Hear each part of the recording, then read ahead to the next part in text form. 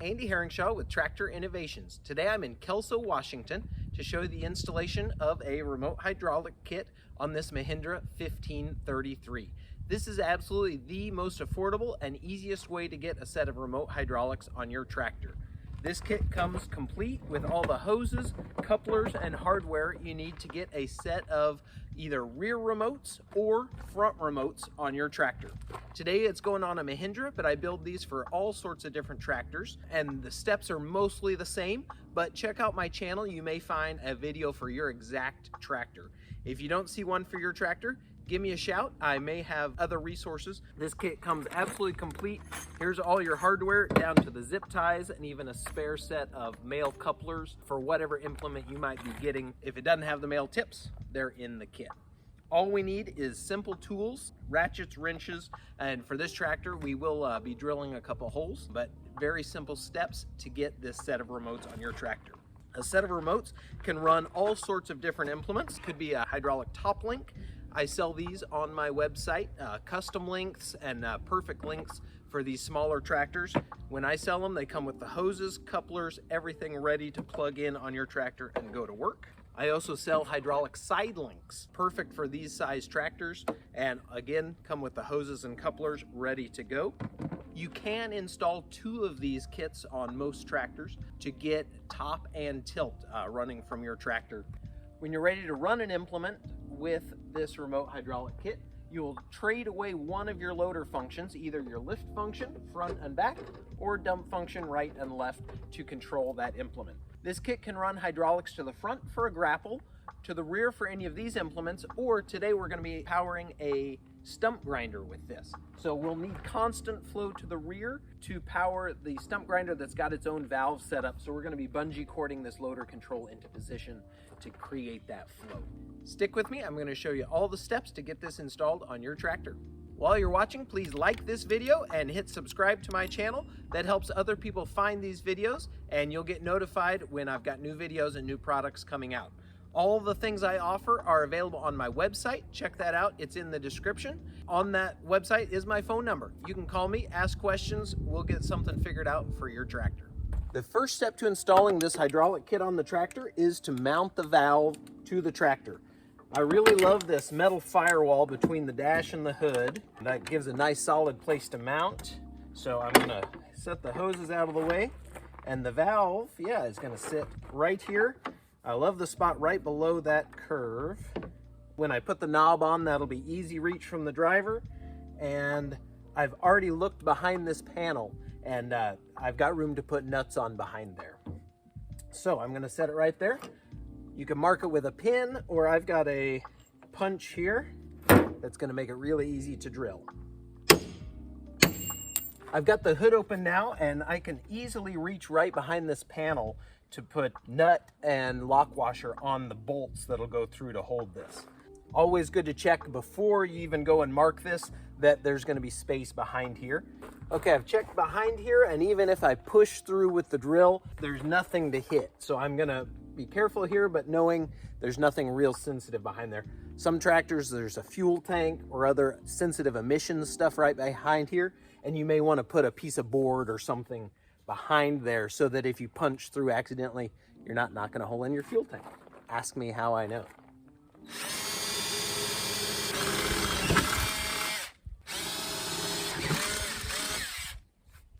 Got the hardware bag from the kit, and I'm gonna just dump it out into my magnetic tray here. There's a few things I don't need right now. I've got the male coupler tips and a couple bushing adapters. I'm just gonna set those to the side so they're not in the way. And to mount this valve, I'm gonna use a couple of 2.5-inch bolts, lock washers, and nuts. I'm using a 5/16 drill bit. It's 5/16 hardware, and this hole didn't quite open up enough to put that bolt in, so I'm gonna waller it out just a little bit. You could use just a little larger drill bit as well. All right, now my bolts go through easy. I tried them a second ago and it was not easy. Washer onto the bolt. These are the 2.5-inch bolts that come with the kit. Washer isn't required, but I sure think it looks good on there. So washers on the bolts, and let's set this valve into place. All right, this tractor gives us really nice access, so we can go on with a lock washer and nut on the inside of these bolts. Well, the exhaust pipe's right there on this chilly morning. That's kind of nice. Careful if you've been running your tractor and it's really hot. Okay, I can feel it's on there, and I'm gonna twist the bolt here.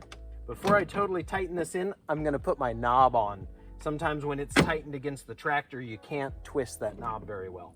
So before you tighten this up, we'll do the knob. All right, often getting the nuts on these is the hardest part of the install. If you have a tractor that has a firewall like this, but absolutely doesn't give you room to put nuts on the back, we can use these little nut zerts that act like rivets. You'll drill a little bigger hole, put it in there, tighten a bolt, and that'll give you a really nice mounting spot. If you need that, let me know. Those can be in your kit. Okay, on with the knob here. If that gets totally tightened, oh, this tractor would still give room, but it's good to get that knob on before it's totally tightened on. Okay, knob going in. We've got the lock washer on there. And like it normally does, this piston starts to turn before I have the knob totally tight. So what I can do is use a pair of vice grips and grab onto this piston, but I want you to be really careful. Do not grab on the piston inside this circlip. This part has to go into the machined body. We could tear up the O-ring, tear up the body. So grab outside that circlip, and that piston is just a little bigger than the knob, so even pinched right there, I can still give that knob a little more turn. That's tight, we're good to go. Now I'm gonna finish tightening these bolts. A 1/2-inch wrench will get it totally tight.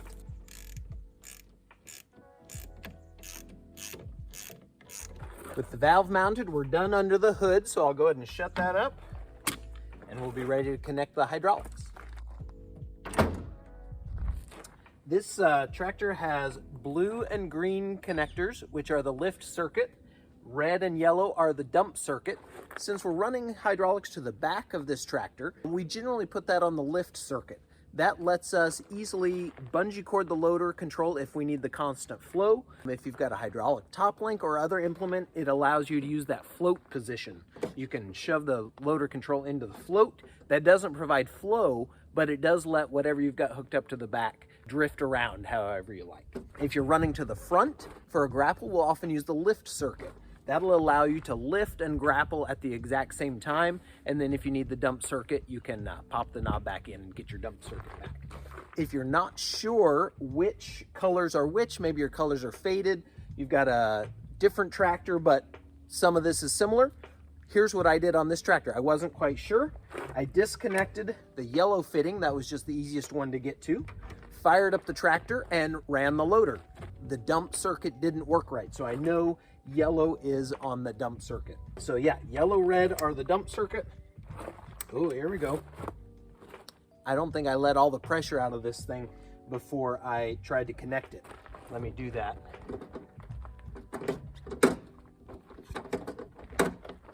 There we go. If there's any pressure in there at all, this coupler is going to be really hard to connect. There we go. If you're trying to figure out the colors on your tractor, you can often put your hand on the hose, say on the dump cylinder, trace the hose all the way back to the couplers to figure out the color. On this tractor, they're internally routed. You can see those hoses going inside the loader arm. So it's really hard to trace. Easier just to disconnect one and kind of work it out through process of elimination. Okay, this kit is going on the blue and green, and I really like to keep things straight since blue is on the inside.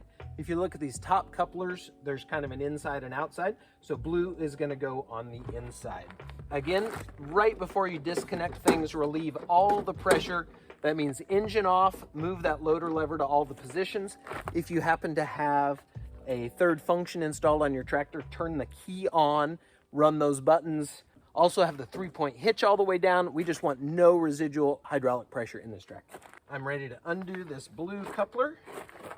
If you got an old tractor that's never been disconnected, that can be a little bit of a chore. It's going to the inside coupler. That's going to be the return to the loader. Now I need to hook up the supply. So this front one is connected to the front supply hose. So this right here is going to go right back to that blue coupler on the tractor. Okay, blue circuit is connected. Take your time here to make the routing really neat. You can get a really professional looking install if you just take a little time and get them right here. Green is ready to come off. I'm gonna get this routing just like I want it to be when we're done. Green coupler onto the top of this switching valve. Now I'll hook the supply into the switching valve onto that green. That's really it. This is hooked up to our loader circuit. These remote hoses are ready to be live. Now we just got to run them to their final location. If you're running to the front, you'll run them along the loader arm, and you can zip tie them off into the hoses and supports here. You can put the couplers on the front, often on the crossbar. Check out this picture. But for today, we're running these couplers to the back of the tractor. So I'm gonna find a routing underneath here, protected out of the way of brush and branches underneath the tractor, looking for spots where I can support these hoses along perhaps existing pipes and away from moving parts like the brake, actuators, and things like that.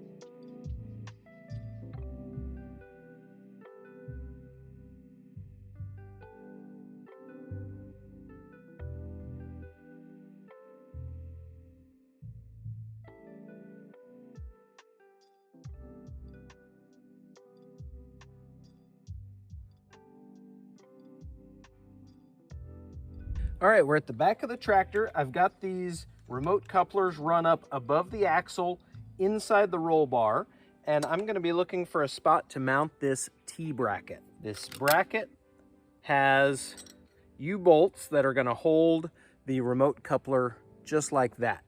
And you have the option of putting the couplers on the top of the bracket or on the bottom of the bracket.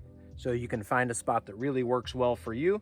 This could even go over here on your roll bar or down here on a brace. You can find all sorts of places. On the back of this tractor, I see an existing hole right up here that I think is gonna work really well to just mount those couplers right here. That's a perfect spot to keep them out of harm's way, and hoses can connect right here. To do that, there's not really room underneath here for the hoses, so I'm gonna run the hoses up into this big empty space. They're gonna come over that bar, and I'm gonna take a minute to route them nicely around this control rod. There we go. They're gonna be out of harm's way and very nicely routed to right there. As I stretch these hoses to their final spot, I noticed one was kind of snagged and was short. So I went and checked, it was hanging up on a brake mounting underneath there. So once they're in a nice routing, we've got perfect length of hose.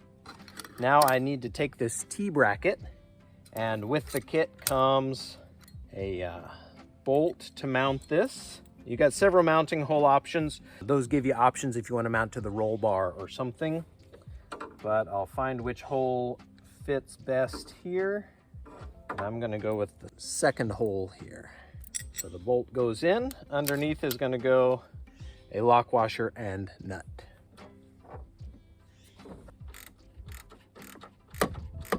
Now to mount the remote couplers into the T-bracket, you take a U-bolt and slide it over the central groove on the coupler and right into the T-bracket.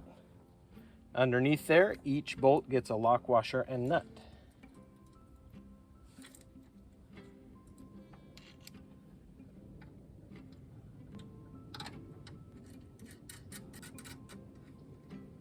Tighten these with a 1/2-inch wrench or ratchet. Don't go crazy tight or you'll bend the bracket, and you can actually clamp them so tight that this inner sleeve won't easily move. So just tight enough to hold them.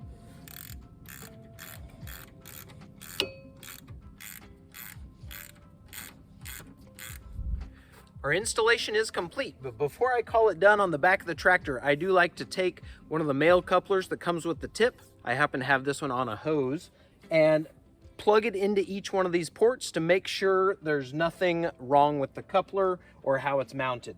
So when you push in to connect, this center part, this piston, should slide forward and spring back to grab the coupler. Just like that. If there's anything mechanically stopping it from moving forward, you'll need to correct that so that the coupler works correctly. If there's any other problem connecting, it is almost always pressure. So if you're having any trouble, before you connect it, you should be able to push in on that poppet. You should also be able to push in on the poppet inside the female coupler. If you can't, you need to relieve that pressure or it's not going to connect well. Both of those connect easily. Installation is complete. Well, there you have it, the simplest and most affordable way to get remote hydraulics on your tractor. Today on a Mahindra, but I build these for all makes and models of tractors: Kubota, New Holland, John Deere, Coyote, anything out there, even older tractors that you can't get parts for anymore. We can find a way to tap this in either through quick couplers or just one of the fittings on the loader arm. Whether you're wanting to run a grapple on the front of the tractor or any number of implements on the back of the tractor, this kit can create those remotes for you really affordably, and you can install them yourself. Don't forget to check out my website right here below to see all the things I offer for your tractor. Stay tuned and I will show you how this works with this customer's stump grinder. All right, let me show you how this kit works. I've got the knob pushed in and the engine off. So with the knob in, I have completely normal loader function, lift and dump. And this tractor, for some reason, will not dump with the engine off. So you'll have to trust me on that, and I'll show you with the engine on in just a second. When I'm ready to run an implement on the back of the tractor, I will pull out on this knob. That will freeze the loader lift circuit in position. So now forward and back movement on the loader lever will control what's on the rear. If you've got a hydraulic top link or a baler or something else that you're raising and lowering, you'll just control it with this. Today we're hooking up a stump grinder which needs constant flow. It's going to get constant flow through this valve body, and he can control it from these levers. So to get that constant flow, what we're going to do is just bungee cord this loader control back. That's going to have constant flow going here, and he can move these levers to move his implement. When we first hooked this up, we bungee corded it back like that, and this didn't move right. We didn't have these hooked up right in the rear. We had to swap them. If you're struggling to figure out which one of these has pressure, which one's going to be the input to your valve, what you can do is start up your tractor with all this disconnected in the back, pull it back for just a second, and then go back here and push in on the couplers on the poppet inside and figure out which one has pressure. Whichever one has pressure is going to be your pressure line. I get a lot of questions, well, can't I just put that loader lever forward into the float position? That allows fluid to move if you've got a hydraulic cylinder hooked up to the back and you just want to let it move by gravity, but it doesn't provide flow. So if you're wanting to hook this up for constant flow in the back, I like to have it bungee corded back to provide that flow. So let me start up the tractor and show you how both of those parts work. I'm going to start with the knob in, so I have totally normal loader control, and then I'm going to turn it to the back.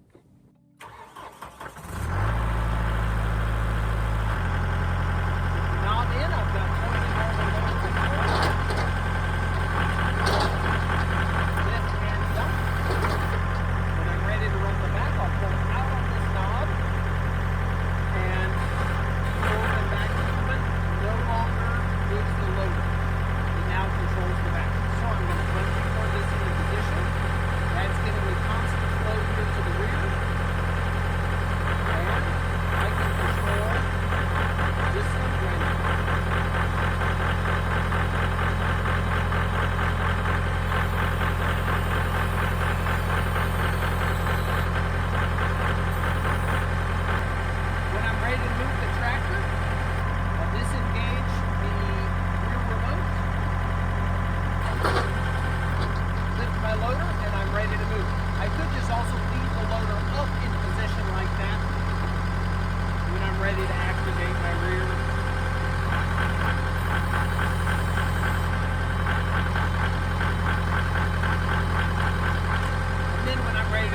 tractor disengaged and I'm ready to load.